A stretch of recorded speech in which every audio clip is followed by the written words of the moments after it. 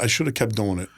I highly recommend EMDR. Because you're thinking of a happy place, then you're thinking of a sad place, right? And then they take down your big T's and your little T's. So major trauma and small trauma, but still trauma. Yeah. And when you go through, you don't know why, and you don't say everything in chronological order. You'll jump around. You'll find yourself talking about a funeral you went to, but then you'll talk about something that happened to you the other day. And so again, it's all creating experience, and then you kind of live through the experience. Only you're able to live through it a little bit more objectively, but you kind of have the experience of things, and you start to understand what your own experiences are like. But what was amazing about it was nothing was in chronological order. Uh-huh. But I don't know what promoted that. I mean, your eyes are closed. Yeah. Right? And you got these sounds going through with these earphones, right? And this is, the EMDR is like scientifically proven.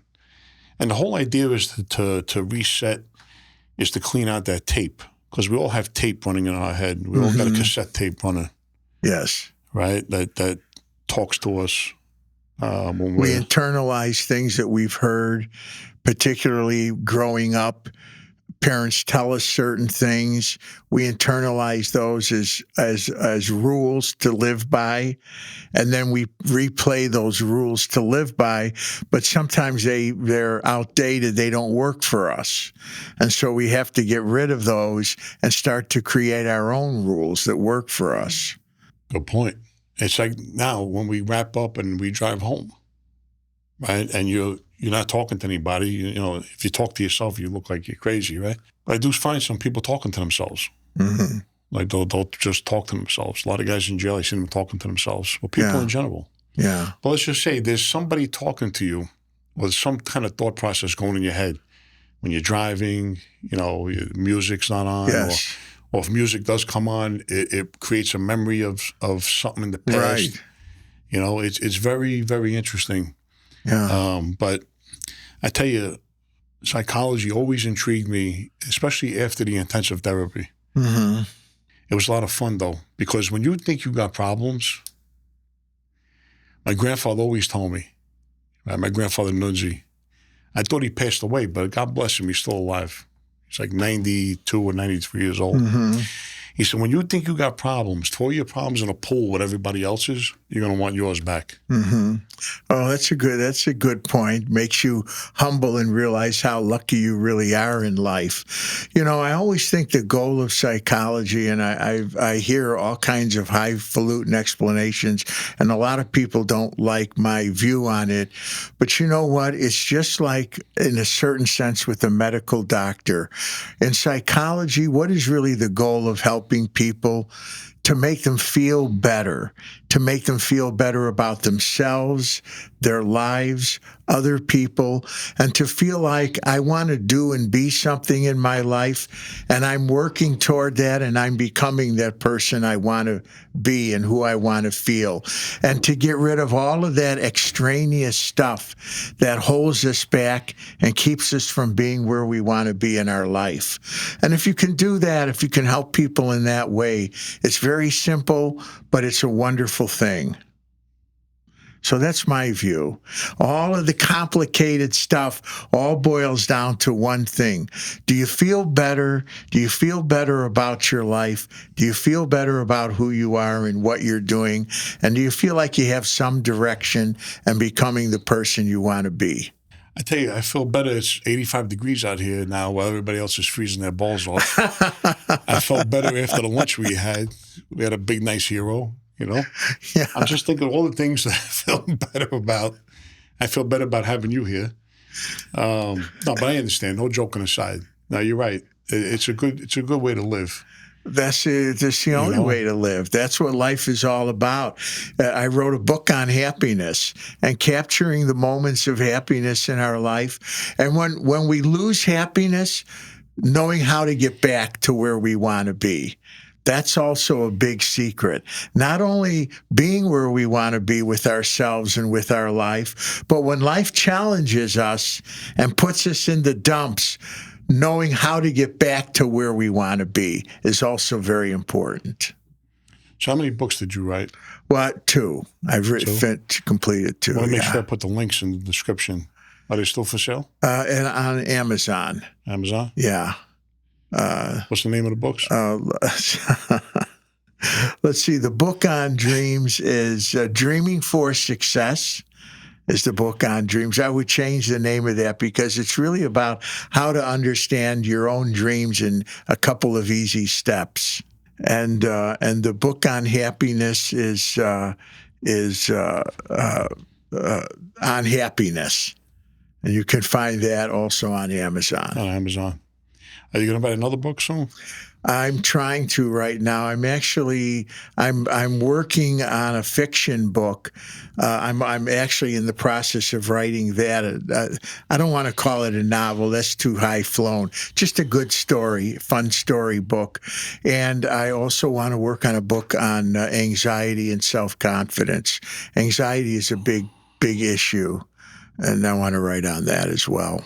I mean, there's so many different areas with psychology and topics you could discuss. I could talk about it for every day, for days and months and years, you know? Mm-hmm. I think what helped me a lot, too, was this last bid that I did. There was a psychologist on the yard I became friends with. Mm-hmm.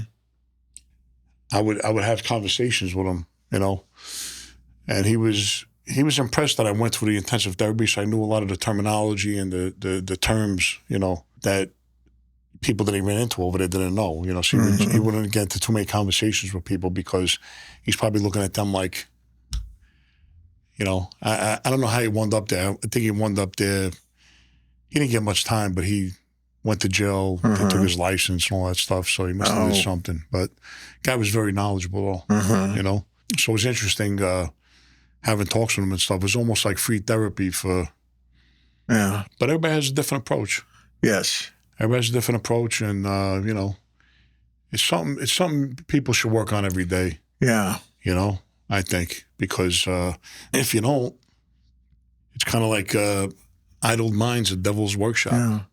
And, you know, sometimes just helping, I tell patients, I mean, I have patients that I've seen for years, and then I have people that come. It's sometimes all you need is someone every once in a while when you're in that place in life where you need someone to talk to. Like a coach. It may not be that you want to go through 6 months or 2 years of therapy, but maybe there's a problem you're facing right now, and you just kind of need some help with getting through that problem.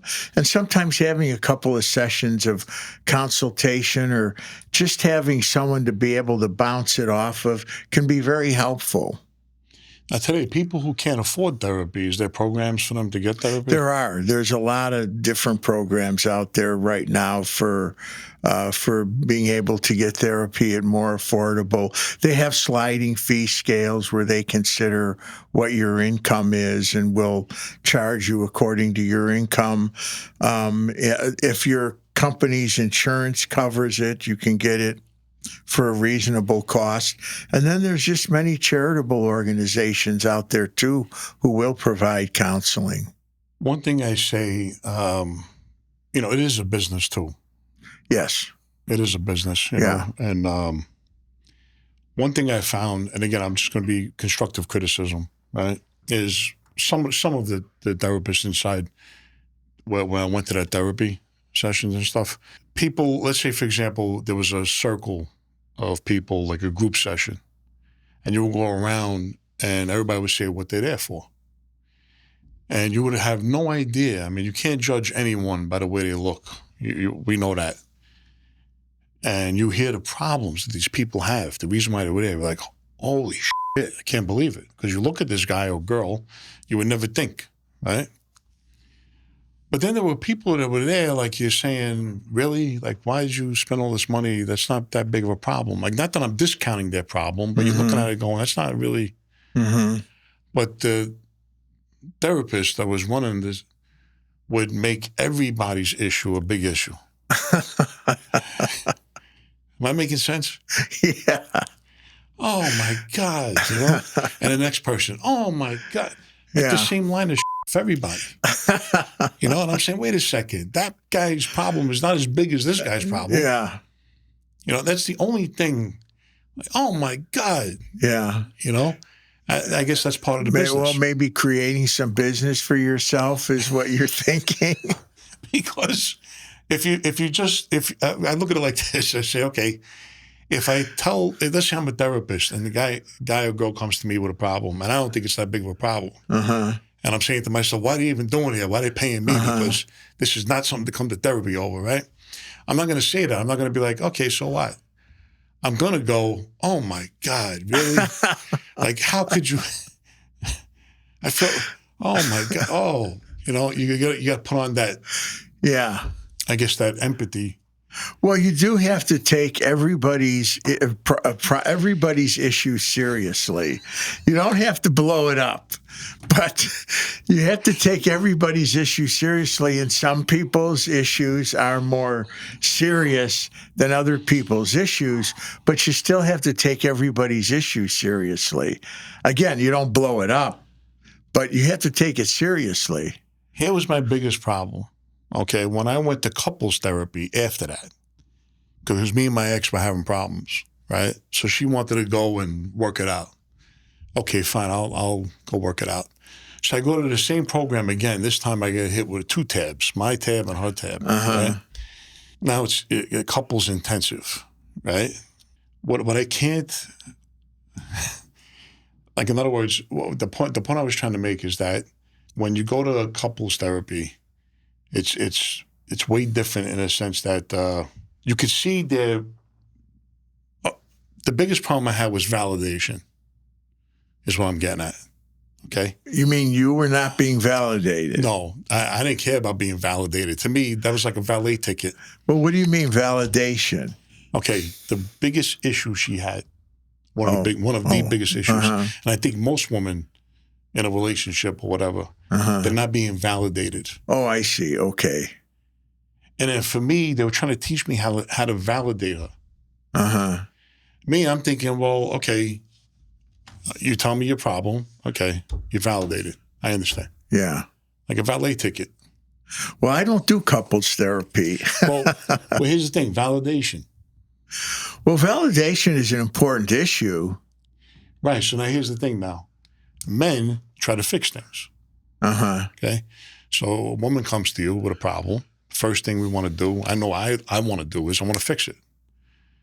If whoever's I'm in a relationship with comes to me with a problem, they're complaining about something, I want to fix it. Yeah. Whether I try to fix it with money or I try to fix it with my hands, whatever it is, I want to fix it. I don't want to hear it. They were trying to explain to me, she don't want that. She wants you to validate her. Well, what does that mean? I don't understand. Exactly. Like I'm supposed to tell her, oh, that must feel really bad. Oh, they talk about her feelings. Yeah, that's what they meant. They wanted you to talk about her feelings, right? Validate her feelings. Like, in other words, how you understand. Sit down and discuss her feelings. She don't want you to fix it. But I call bull because she does want you to fix it. She just wants you to feel what she's feeling first. She wants you to fix it, ultimately. Right? Because if you're just going around, you're the most validating guy, you're just going to say, okay, yeah, I understand how you feel. Yeah. And then there's no fix. Well, eventually she's going to say, oh, what the are you doing? You going to do something about it? Yeah. Right? Well, so I don't have trouble disagreeing with you. I get what you're saying. So my biggest thing was validation. So they gave me a whole script. I'm like, I don't understand this. How do I validate? Well, when she says X, you have to say, it's almost like a script. Well, it's a problem we all have. You know, it's difficult to listen to someone else and to sort of talk to them and talk about their feelings and understand what they're feeling and like that. So that's always, in any situation, is difficult. Of course, what you're saying is where you know, it's like at the end of all of this discussion, if I want a new car, I need a new car. So you can talk about the feelings all you want, but then I need to see at the end, it's really, you know, something, there has to be a practical kind of thing. And that's really what you want at the end of the trail anyway. And so therefore, what's all of the talking about feelings have to do? But that's probably a man's outlook on things. I mean, I think most guys feel that way or think that way. There was one guy I remember in particular, right? Now, he had some really bad habit to him as a kid, but he was crying in every room we went in. He went from room to room, and every room has a Kleenex box. So I knew exactly what was coming. As soon as you walk in a room of therapy and you see a Kleenex box all over the place, you go, people are crying in here, right? Well, this guy, every room he went in, he was crying. Because he would talk about his stuff and then start going into like a, rocking. Uh-huh. They had teddy bears in there.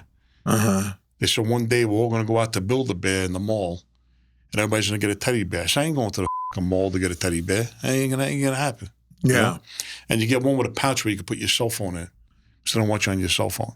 I said, I'm not going to get a fucking bear. That's not going to happen. Yeah.